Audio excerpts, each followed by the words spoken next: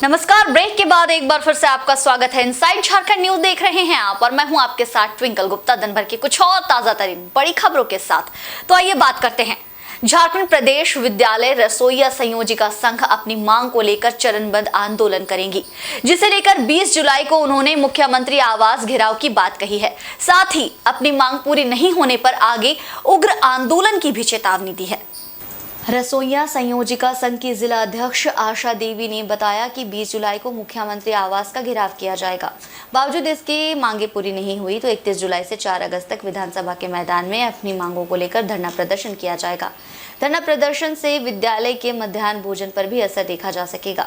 आशा देवी ने बताया कि राज्य सरकार के प्रतिनिधि गिरिडीह विधायक सुदीप कुमार सोनू और दिवंगत शिक्षा मंत्री जगन्नाथ महतो के साथ विगत 24 सितंबर 2022 को संघ की वार्ता हुई थी।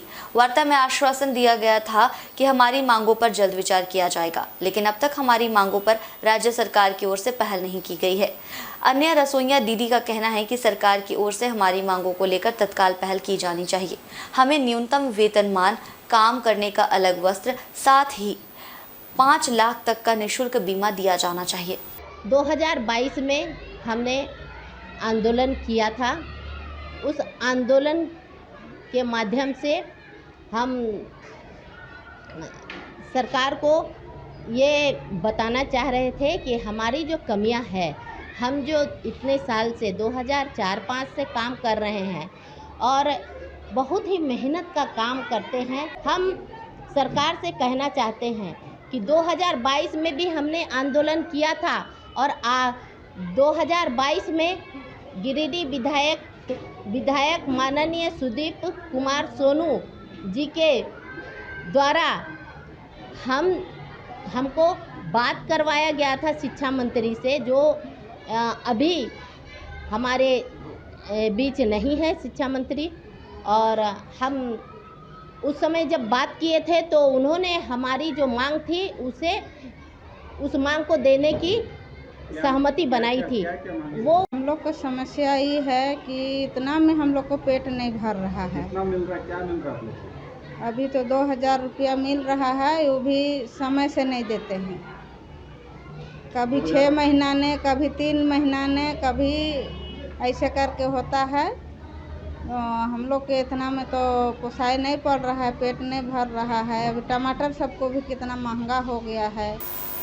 और इधर महिलाओं और बच्चों के सुरक्षित पलायन को लेकर रांची में आज राज्य स्तरीय कार्यशाला का आयोजन किया गया। कार्यशाला में राष्ट्रीय महिला आयोग, राष्ट्रीय बाल संरक्षण आयोग, राज्य महिला आयोग के प्रतिनिधियों ने हिस्सा लिया। साथ ही सुरक्षित पलायन और पुनर्वास पर चर्चा की गई। इस मौके पर राज्य महिला आयोग की पूर्व अध्यक्ष और राज्यसभा सांसद महुआ मांझी ने कहा कि वर्तमान राज्य सरकार के कार्यालय में महिलाओं और बच्चियों के पलायन पर रोक लगाने की हर संभव कोशिश किया गया। उन्होंने कहा कि राज्य सरकार के प्रयास से झारखंड में ही ऐसी व्यवस्था की जा रही है ताकि यहाँ की महिलाओं और लड़कियों को राज्य में ही रोजगार मिल सके। सावित्री बाई फुले समृद्धि योजना के माध्यम से बच्चों को आर्थिक मदद दी जा रही है ताकि वो पढ़ाई छोड़कर रोजगार के लिए पलायन ना करें। इसके अलावा ग्रामीण उत्पाद को बाजार उपलब्ध कराकर आर्थिक रूप से मजबूत बनाया जा रहा है। इस मौके पर बाल कल्याण संघ के संजय मिश्रा ने कहा कि पलायन की समस्या पर रोकथाम के लिए सरकार के साथ समाज को भी आगे आना होगा। उन्होंने कहा कि झारखंड गठन के 23 वर्ष गुजर चुके हैं, बावजूद इसके आज भी पलायन यहाँ की एक बड़ी समस्या बनी हुई है। ये बड़ी समस्या थी पिछली सरकार में भी कि यहाँ की महिलाओं को, बच्चों को दूसरे राज्यों में रोजगार के लिए ले जाया जाता था और फिर उनका हर तरह से शोषण होता था, दैहिक, फिर मानसिक, आर्थिक, हर तरह का शोषण। जब मैं विमेंस कमीशन में थी उस समय भी महिलाओं को झुंड के झुंड लेकर मैंने देखा पिछली सरकारों में कि ले जाते थे और फिर रेलवे स्टेशन में और अलग अलग जगहों पे ऐसे दलाल पकड़े जाते थे। लेकिन बाद में अभी हमारी सरकार जब से आई है माननीय मुख्यमंत्री जी की, इन्होंने कहा कि जब कोविड के समय में सारे वर्कर्स को वापस लाया गया तो उनका एक ही कहना था कि अब कोई भी यहाँ से बाहर ना जाए। इसके लिए हम ऐसी योजना लॉन्च करेंगे कि झारखंड में ही हमारी बहनों को, बेटियों को सम्मानजनक रोजगार मिल जाए, उनको प्रशिक्षण मिल जाए। इसके लिए इतनी सारी योजनाएं लॉन्च की गई, आपने देखा होगा। तो ये सब है, पोटो हो, खेल योजनाएं, खेल के क्षेत्र में महिला आगे जाए। लेकिन फिर भी जो अभी भी पूरी तरह से ये कामयाब नहीं हुआ है, धीरे धीरे हो रहा है। तो ऐसे में जो लड़कियाँ इसकी शिकार होती हैं, जो बच्चे इसके शिकार होते हैं, उनके रिहैबिलिटेशन के लिए क्या किया जाए, इस पर ये चर्चा है, या उनको कैसे रोका जाए कि ये कैसे निकले। देखिए, लगभग करीब 23 सालों से झारखंड में ह्यूमन ट्रैफिकिंग मुद्दे को लेकर हम लोग काम कर रहे हैं। और एक एडसेक एक नेटवर्क ऐसा है जो साउथ एशिया में action against trafficking sexual exploitation children in India, जो साउथ एशिया का नेटवर्क है, जहाँ करीब 508 ऑर्गेनाइजेशंस हैं, इसके पार्टनर ऑर्गेनाइजेशंस हैं। झारखंड में लगभग करीब 84 एनजीओ पार्टनर्स हैं। और आपको बता दें कि देखिए, अभी स्थिति काफ़ी बदल चुका है। अब बहुत ही कह सकते हैं सीधे, अब ये जो युग आ चुका है, अब ये युग व्हाट्सएप का युग आ चुका है। और इस व्हाट्सएप युग में अब हम लोग सब लोग फेल हो चुके हैं। अब ये हम सब के बीच में आता नहीं मामले। अब जरूरत है कि आज झारखंड में कि कोरोना में जो 509 लड़कियों को जो हमने रेस्क्यू करके दिल्ली से लाया, देश में पहला बार ऐसा हुआ कि एयर लिफ्टिंग करा के बच्चों को हमने लाया दिल्ली से। आज स्थिति है कि वो लड़कियां हैं कहाँ, ये सबसे बड़ी चैलेंज है। और इसी चैलेंज को लेकर हमने राष्ट्रीय महिला आयोग और राष्ट्रीय बाल अधिकार संरक्षण आयोग, राज्य बाल अधिकार संरक्षण आयोग, सबको मैं, क्योंकि मैं कमीशन में रहा हूँ, 2-2, 3-3 कमीशन में रहा हूँ इस राज्य में, तो मुझे पता है कि कितना सेंसिटिव है, कितना ज्वलंत मुद्दे। इस मुद्दे को लेकर अब एक आसान बात नहीं है कि सरकार की बस की रोग नहीं है। अभी इस सरकार से चला गया, इस सरकार की बस नहीं। जब तक समाज के हर व्यक्ति के बीच में और जब तक हम जागरूकता के साथ साथ उनके रोजगार के साधन को जब तक हम नहीं सुनिश्चित करेंगे, तब तक हम इनको रोक पाना हमारे लिए बहुत बड़ी चुनौती है। और मुहर्रम का पर्व आने वाला है, जिसे लेकर शांति व्यवस्था बनाए रखने और विधि व्यवस्था को दुरुस्त रखने के लिए कोवाली थाना में शांति समिति की बैठक बीडीओ निखिल कश्यप की अध्यक्षता में हुई। इस बैठक में प्रशासन की ओर से मुहर्रम जुलूस को लेकर कई आवश्यक गाइडलाइन जारी किए गए। बैठक में समिति के सदस्यों ने स्वयं के लिए पहचान पत्र जारी किए जाने की मांग की। सदस्यों ने शांति समिति के लिए एक अलग व्हाट्सएप ग्रुप बनाने का सुझाव दिया। मुहर्रम जुलूस में डीजे, बाजा, आग के शोलों का खेल, ट्यूबलाइट खेल को बंद रखने, शराब पीकर जुलूस में शामिल नहीं होने की सलाह का अनुपालन कराए जाने की भी मांग रखी। मुहर्रम के लिए पुनः शांति समिति की बैठक रखने का सुझाव रखा गया। सदस्यों ने शांति समिति के सदस्यों पर 107 का केस दर्ज करने पर आपत्ति व्यक्त की। मौके पर डीएसपी चंद्रशेखर आजाद ने कहा कि पहचान पत्र जारी होगा, लेकिन इसके लिए समय चाहिए। उन्होंने कहा कि गंगाडीह से निकलने वाले मुहर्रम जुलूस मार्ग का निरीक्षण किया जाएगा। उन्होंने हल्दी पोखर में घटित पूर्व की घटना को भूलते हुए सभी पर्व त्योहार शांति और सौहार्द से मनाने की अपील की। स्पष्ट किया कि शांति समिति की पुनः बैठक 23 जुलाई को थाना में होगी। शांति समिति की बैठक बुलाई गई थी, जिसमें सर्वसम्मति से शांतिपूर्ण तरीके से हल्दी पोखर में जो जुलूस निकलता है गंगाडी से, उसको मनाने का निर्णय लिया गया है। और प्रशासनिक स्तर पे जो बिजली विभाग के द्वारा रूट वेरिफिकेशन है, पुलिस के द्वारा संयुक्त रूप से रूट वेरिफिकेशन है, और जो शांति समिति के सदस्य हैं वो उन्होंने सहमति जताई कि रूट वेरिफिकेशन में हम लोग भी शामिल रहेंगे। ओवरऑल सभी लोग सर्वसम्मति से इस मुद्दे पे सहमत हैं। और दिल्ली में एनडीए की होने वाली बैठक में शामिल होने आजसू सुप्रीमो सुदेश महतो दिल्ली के लिए रवाना हो गए। बता दें कि एनडीए की इस बैठक में लगभग 38 राजनीतिक दल शामिल होंगे, जिसमें झारखंड से भाजपा की प्रमुख सहयोगी आजसू पार्टी भी आमंत्रित है। दिल्ली रवाना होने से पूर्व आजसू सुप्रीमो ने कहा कि बैठक में राष्ट्रीय मुद्दे के साथ साथ झारखंड के हित के मुद्दों पर बातचीत होगी। संगठनात्मक मजबूती के साथ जनहित से जुड़े मुद्दों पर चर्चा होने की संभावना है। विपक्षी पार्टियां जिस प्रकार से विचलित होकर बेंगलुरु में बैठक का आयोजन कर रही है, इससे तो साफ पता चलता है कि विपक्षियों की मंशा क्या है। वहीं झारखंड में लोकसभा सीट की बंटवारे पर सुदेश महतो कुछ भी कहने से बचते नजर आए। आज दिल्ली का कार्यक्रम है और दिल्ली में एनडीए की बैठक है और बैठक में भाग लेने के लिए दिल्ली जा रहे हैं।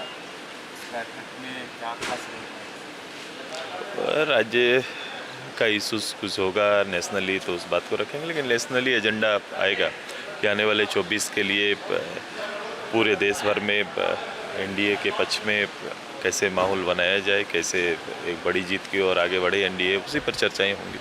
एनडीए तो स्थापित संगठन है जो नए बन रहे हैं गठबंधन, जो 24 के चुनाव के लिए तैयार हो रहे हैं, उनके बीच में घबराहट ही बंगलोर तक खींच के लेके गया है।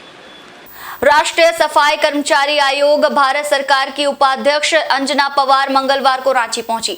भारत सरकार की अध्यक्षता में सफाई कर्मचारियों तथा उनके आश्रितों के सामाजिक, आर्थिक, शैक्षणिक जीवन तथा उनके पुनर्वास के लिए स्वरोजगार योजना से संबंधित समीक्षात्मक बैठक में शामिल हुई। का आयोजन मोराबादी राजकीय अतिथिशाला में किया गया, जिसमें जिले के अधिकारी, नगर निगम के अधिकारी, सिविल सर्जन सहित कई मजदूर यूनियन के लोग शामिल हुए। इस मौके पर अंजना पवार ने कहा कि सफाई कर्मचारी आयोग देश के प्रत्येक राज्यों में जाता है।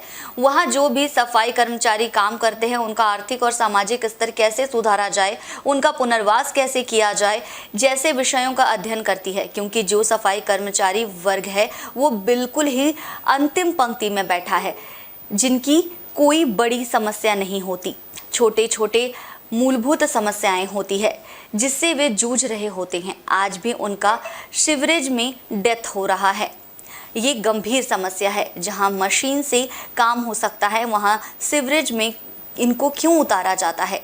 हम और आप खड़े नहीं हो सकते, वहां इन लोगों से काम करवाया जाता है।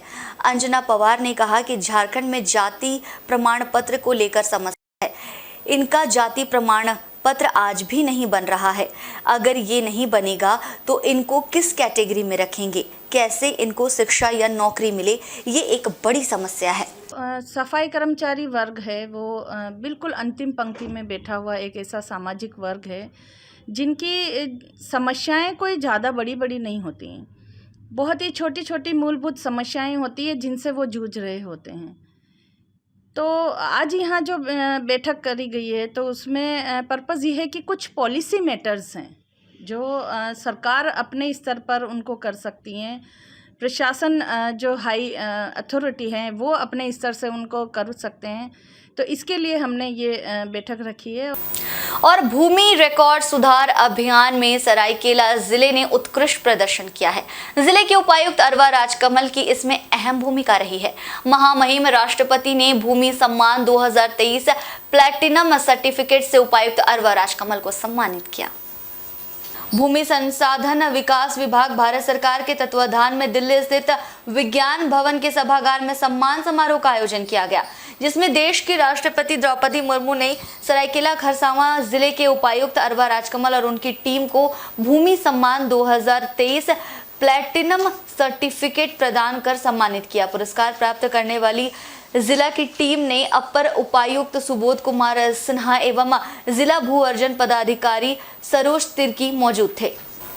और सरायकेला में चांडिल थाना प्रभारी के रूप में सब इंस्पेक्टर दिनेश ठाकुर ने मंगलवार को प्रभार संभाल लिया है। पदभार संभालने के बाद थाना प्रभारी का चांडिल थाना में पदस्थापित पुलिसकर्मियों व अधिकारियों ने गुलदस्ता भेंट कर अभिनंदन किया। पदभार संभालने के बाद चांडिल थाना के नव पदस्थापित प्रभारी दिनेश ठाकुर ने मीडिया से बात करते हुए अपराध पर लगाम लगाने, सामुदायिक पुलिसिंग पर जोर देने की बात कही। बताते चले कि दिनेश ठाकुर 2018 बैच के सब इंस्पेक्टर हैं। इससे पूर्व वे करीब 2 साल तक ईचागढ़ थाना प्रभारी के रूप में पदस्थापित थे। बाद में उनका तबादला आदित्यपुर थाना में किया गया। इंस्पेक्टर पद पर प्रोन्नति के बाद वे चांडिल थाना के प्रभारी बनाए गए। मालूम हो कि सब इंस्पेक्टर दिनेश ठाकुर की गिनती 23 तर्रार अफसरों में होती है। चांडिल थाना एक अनुमंडल का एक थाना है और ये जो भी इस क्षेत्र में अपराध है, जनता का जो सहयोग है वो हमको प्राप्त होता रहेगा और सामुदायिक पुलिसिंग कराना हमारा उद्देश्य रहेगा और लोगों के विश्वास के साथ आज्ञाकार होगा। और जो भी इस तरह के अवैध कारोबार हैं जिन पे बड़ी पदाधिकारी का सख्त निर्देश है और जिन पे निगाहें रखनी हुई है उनको बंद कराना मेरा प्राथमिकता है। लोगों से मेरा पूरा मुझे उम्मीद है कि लोग मुझे इस तरह के अवैध जो जिसका सामाजिक रूप से विरोध किया जा रहा है उसका मैं ऐसा लोगों का सहयोग प्राप्त होता रहेगा और हम उसके अगेंस्ट में कार्रवाई करेंगे और इस तरह के व्यापार पर अंकुश लगाएंगे। और इधर मुसाबनी स्थित Saint Joseph convent high school में 10वीं एवं 12वीं में इस वर्ष उत्तीर्ण टॉप छात्र छात्राओं के लिए श्री ज्वेलर्स द्वारा प्रतिभा सम्मान समारोह का आयोजन किया गया। इस मौके पर मुख्य अतिथि के रूप में श्री ज्वेलर्स के मालिक अशोक अग्रवाल एवं विशिष्ट अतिथि के रूप में अशोक अग्रवाल की धर्मपत्नी प्रेमलता अग्रवाल स्कूल की प्रिंसिपल सिस्टर फ्रांसिस्का उपस्थित हुई। कार्यक्रम का संचालन इंदौ चटर्जी ने किया। मौके पर 10वीं एवं 12वीं साइंस एवं कॉमर्स की फर्स्ट, सेकंड एवं थर्ड टॉपर स्टूडेंट्स एवं 10वीं एवं 12वीं के विषय वार बोर्ड की परीक्षा के रिजल्ट में 90% से अधिक अंक लाने वाले छात्र छात्राओं को अतिथियों ने मेडल तथा पुरस्कार देकर सम्मानित किया। मौके पर अतिथियों द्वारा 100% अंक प्राप्त करने वाले छात्र छात्राओं को अंगवस्त्र देकर तथा मेडल व पुरस्कार देकर विशेष रूप से सम्मानित किया गया। श्री जलस के अशोक अग्रवाल ने बच्चों को बधाई देते हुए मन लगाकर पढ़ाई की सलाह दी ताकि अपने परिवार, स्कूल और देश का नाम रोशन कर सकें। और इधर मुसाबनी स्थित सोहदा लतारडी में आदिम जनजाति सबर समुदाय के लोगों ने अपनी धार्मिक स्थल जाहिर स्थान की श्रमदान से घेराबंदी की। इस कार्य के लिए आदिम जनजाति कल्याण समिति की जिला अध्यक्ष रानी शबरीन एवं पूर्व शिक्षक लोबिन सबर ने भरपूर सहयोग दिया। श्रमदान के कार्य को पूरा करने के लिए ग्रामीणों ने बैठक कर प्रत्येक सबर परिवार से बांस या फिर जो परिवार बांस देने में सक्षम नहीं है उनसे 50 रुपए सहयोग राशि लिए। रविवार से ग्रामीण जाहिर स्थान की घेराबंदी में जुटे हैं। इस कार्य में सबर परिवार के साथ साथ स्थानीय लोगों ने भी हिस्सा लिया। आज घेराबंदी का कार्य संपन्न हो गया। अंतिम दिन सामूहिक भोज का भी आयोजन किया गया। जहां एक तरफ पूरा विश्व ग्लोबल वार्मिंग को झेल रहा है, वहीं हर वर्ष यहां सबर जाति के लोग पूजा अर्चना कर पर्यावरण को संतुलित रखने की मनोकामना करते हैं। सबर परिवार चाहते हैं कि सरकार इस ओर ध्यान दे और 4 दीवारी का सपना पूरा हो। हम लोग का सबर बस्ती में जो इस वाला हम लोग का सबर जो ये हम लोग का जाहिर थान है, ये बहुत दिन से ऐसे ही पड़ा हुआ था, लावारिस मैंने जाहिर जैसे। हम लोग पूजा पाठ करता था, लेकिन पूजा करने समय ही खाली थोड़ा उसका सेवा करते थे। उसके बाद तो इसको मैंने कोई मान सम्मान नहीं होता था। कोई भी आता जाता घुसता, बच्चा सब हगता मुतता, जो भी गंदा करता है ना। तो इसीलिए हम लोग सोचा कि गाँव वाला कि चलो हम लोग का पवित्र स्थान है, सो नहीं हम लोग इसको थोड़ा बढ़िया से जितना हम लोग का है जाहिर स्थान का सीमा, हम लोग थोड़ा उसको अपने से घेराबंदी करेंगे। तो इसके लिए हम लोग पहले दिए थे एप्लीकेशन वगैरह, तो उसमें नहीं हुआ। हाँ, तो फिर हम लोग सोचे कि नहीं, अब किसी के पास तो उतना रकम है नहीं जो कि हम लोग अपने से मैंने कि इसको घेराबंदी कर सके। तो कहीं से मतलब हम लोग को साधन नहीं मिला।